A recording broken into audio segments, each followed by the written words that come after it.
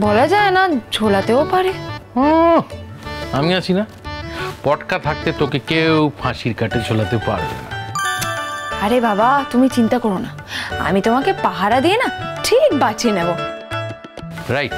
আর আমি এটাও দেখবো যে তোমাকে ওই ফাঁসির কাটে না ঝুলে যেন মাথার উপর দিয়ে ঝোলায়। সরি, কি মাথার উপর থেকে ঝোলাবে? মানে ও বলতে চাইছে যে সবাই তোকে মাথায় করে রাখবে, তাই বলতে চাইছো? এক্স্যাক্টলি। গুনগুন সবসময় আমার ফরে, ও আমার ইকো, আমি যা বলি ও আমার ইকো দিয়ে দেয়, ও আমার প্রতিধ্বনি। একদম তাই। শোনো না, এবার তো সবকিছু ক্লিয়ার হয়ে গেছে, আমি সবকিছু বুঝতে পেরে গেছি।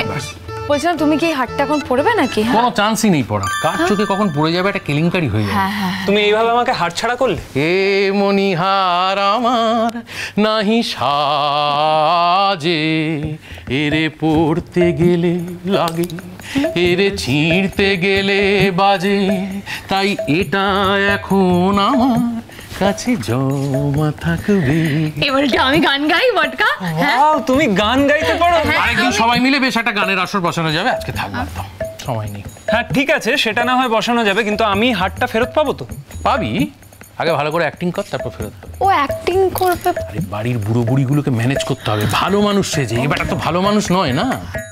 তুমি ওর সামনে আমার নিন্দা করছো?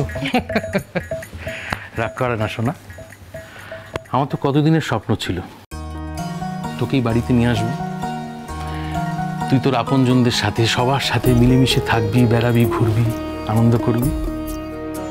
শুধু আমার কেন, তোর মায়েরও তো স্বপ্ন ছিল। আজ এত বছর পর সেই স্বপ্ন সত্যি হওয়ার মুখে। কিন্তু এখন আমাদের সচেতন থাকতে হবে, বুদ্ধি করে হিসেব করে পা ফেলতে হবে। একদম। স্বপ্ন সফল হওয়ার মুখে যেন আমরা কোনো গুবলেট না করে ফেলি। একদম না। ধীরে ধীরে বুদ্ধি করে পা ফেলতে হবে। মাত্র 7টা দিন, মাত্র 7টা দিন সময় দে আমাকে, তার মধ্যে আমি সব ম্যানেজ করে ফেলবো। পারবে তো? পারবো না মানে? मैं पटका हूं। কই গো? কিরে? হ্যাঁ কই বদ্দা? কই ছেলেটা কই? আছে বোধহয় ওপরে, তুমি বসো না ঠাকুরজি।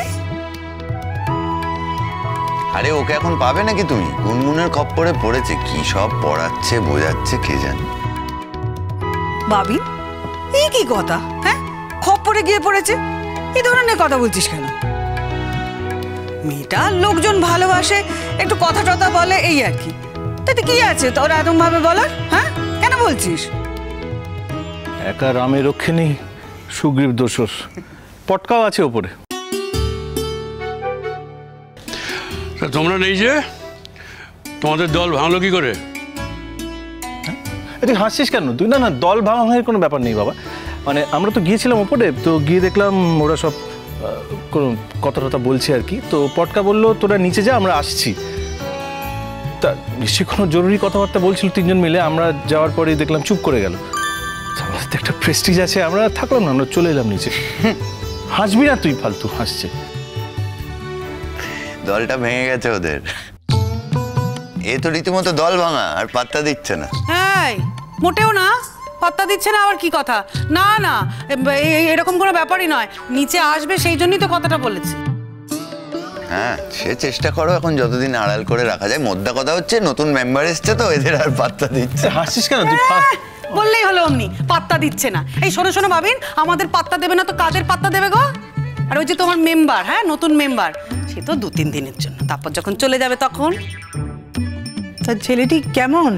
ছেলেটি ভালো ঠাকুরজি, খুব ধার্মিক গো। হ্যাঁ রোজা রেখেছে, কালকে নামাজ পড়লো। হ্যাঁ গো পুটুদি, জানো ও কাল সারাদিন উপোস করেছিল, কিন্তু আজকে আবার করেনি। সেই জন্য না ঠিক বুঝে উঠতে পারছি না কি ব্যাপার। ও মানে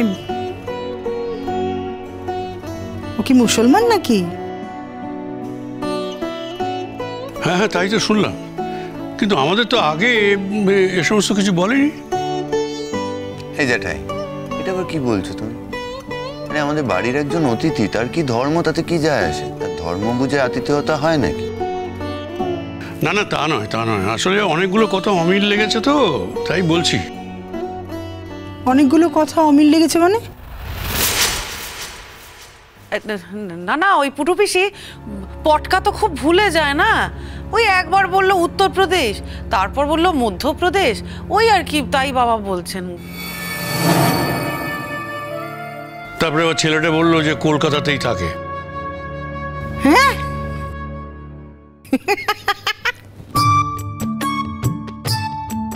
তুমি আর হেসো না তো ফুটু, তোমার ভাইয়ের কাণ্ড কারখানায় আমি আবার পাগল হয়ে যাই। এত যে কবে তার সঙ্গে ভাব হলো, কিসের সূত্রে এত মাখামাখি হলো, তাও আমি কিছু বুঝি না। জানো পুটুদি, তোমার ভাই কি বলেছে? তোমার ভাই বড়দাকে বলেছে ওই ছেলেটা নাকি তোমার ভাইয়ের কলিগের ছেলে। কলিগ মানে কি হলো? মানে ওর সাথে ব্যাংকে চাকরি করে। সে নাকি মধ্যপ্রদেশে চলে গেছে, মানে বদলি হয়ে চলে গেছে। আর ছেলেটা কি বললো জানো? ছেলেটা বললো ওর বাবা নাকি কসমিনকালেও কোনোদিন ব্যাংকে চাকরি করেনি। তাই কি যে হচ্ছে কিচ্ছু বুঝতে পারছি না। নিশ্চয়ই অন্য গল্প আছে, বলতে ভয় পেয়েছে। আরে কি গল্প সেটাই তো আমি জানতে চাইছি। আমার ধারণা যে রাস্তাঘাটেই আলাপ হয়েছে, বুঝলে, সেখান থেকে এই হৃদ্যতা, মানে পটকার সাথে যেরকম হয়ে থাকে। হয়তো ছেলেটিও বলেছে যে ও কলকাতায় আসতে চায়, তাই নিয়ে এসেছে। তা কলকাতাতেই তো থাকতো বলছে। একবার বলেছে, কিন্তু এদের কারোরই সত্যি মিথ্যে কোনোটাই আমি কিছু বুঝতে পারছি না। এই ঠিক আছে, পটকা নিচে নামুক, নিচে নামলে আমি জিজ্ঞেস করবো, সত্যি কথা বলতে বলো, খোলটা করে সমস্ত কিছু বলতে বলবো। না, ওই ছেলেটার সামনে জিজ্ঞেস করো না, তাহলে ও অপ্রস্তুত হয়ে যাবে বেচারা। একদমই তাই। হোক অপ্রস্তুত, তাই বলে ছেলেটাকে আমাদের জানতে হবে না? ছেলেটা কোথা থেকে এলো, কি করে না করে, এসব জিজ্ঞেস করতে হবে না? অতিথি ঠিক আছে, অতিথি অতিথি ঠিক আছে, কিন্তু অতিথি হলো তার তো সমস্ত কিছু জানতে হবে নাকি? আর শেষকালে এই অতিথি যদি কোনো গোলমাল পাকিয়ে ফেলে, তখন কি হবে? তখন তো ভরাডুবি, তো সাবধান হতে হবে না? দেখলে না ভজনের বেলায় কি কাণ্ড হলো? দুটো লোক বাড়িতে এসে কিরকমভাবে উৎপাত করলো। আজকাল কাউকে বিশ্বাস করা যায় নাকি? কিন্তু ছেলেটার মুখ দেখলে বোঝা যায় না তেমন ধরনের ছেলে। অবশ্য মুখ দেখলে কি এখন কাউকে বোঝা যায় বলো? বোঝা তো যায় না, তাই না? তো কই ও আসছে না কেন? তাই তো। গুনগুন, এই গুনগুন, আরে কি করছো তোমরা এতক্ষণ? দেখো পুটু পিসি এসছে। মানুষটা স্কুল থেকে এসেছে, আবার তো বাড়ি চলে যাবে। আরে এসো তাড়াতাড়ি, আরে আদিলকেও নিয়ে এসো, পুটু পিসি একটু আলাপ করবে। ওর নাম আদিল বুঝি? হ্যাঁ। লেখাপড়া কি? সে বিষয়ে এখনো কথা হয়নি, তবে ওর গান শুনলাম, কি দুর্দান্ত গান গাইলো। গানটা খুব ভালো হয়। হ্যাঁ, চাকরি করে না বেকার বাউন্ডলে, তাও তো যাওয়া জানা হলো না। নিশ্চয়ই বেকার টেকারই হবে, নাহলে কেউ 7 দিনের জন্য এভাবে থেকে যারা অবসর তো পায় না।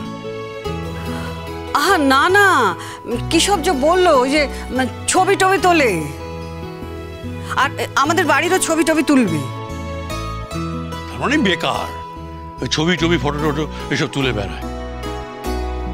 দাদা, এই তুমি না, ছবি তোলাটা কত গুণের তুমি জানো? আমার তো জানার দরকার নেই। আমি জানতে চাই ছেলেটিকে যে নিয়ে এসেছে তার পরিচয়টা কি, এবং সে কোথা থেকে এসেছে, এবং আর পটকা কেন আমাদের মিথ্যে কথা বলেছে, সেটাই আমার জানার একমাত্র উদ্দেশ্য। ঠিক আছে, ছেলেটা আসুক, আমি জিজ্ঞেস করবো, সামনেই আমি জিজ্ঞেস করবো। পুটু পিসি, ও পুটু পিসি, দেখো কাকে নিয়ে এসেছি। ওর সাথে তো তোমার আলাপই হয়নি। ওর নাম হচ্ছে আদিল।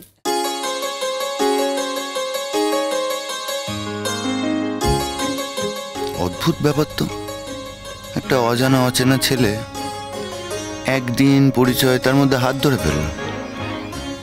এই হচ্ছে গুনগুনের প্রবলেম। মাপ বুঝতে পারে না, জানে না কতটা এগোবে।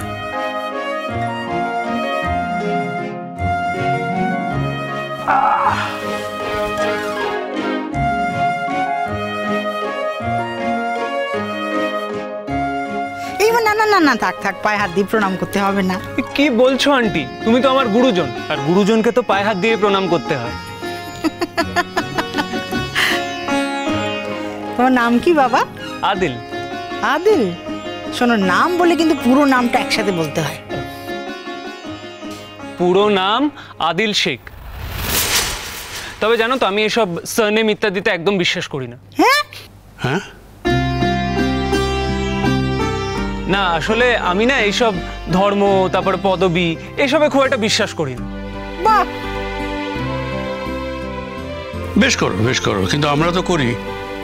আমাদের জন্য পুরো নামটা তো বলতে হয় বাবা। আচ্ছা আঙ্কেল, তুমি কি ভীষণ রাগী? দেখেছো তো, দুদিন এসেই তোমাকে চিনে গেছে। কেন, কি রাগ দেখিয়েছি আমি তোমার উপর?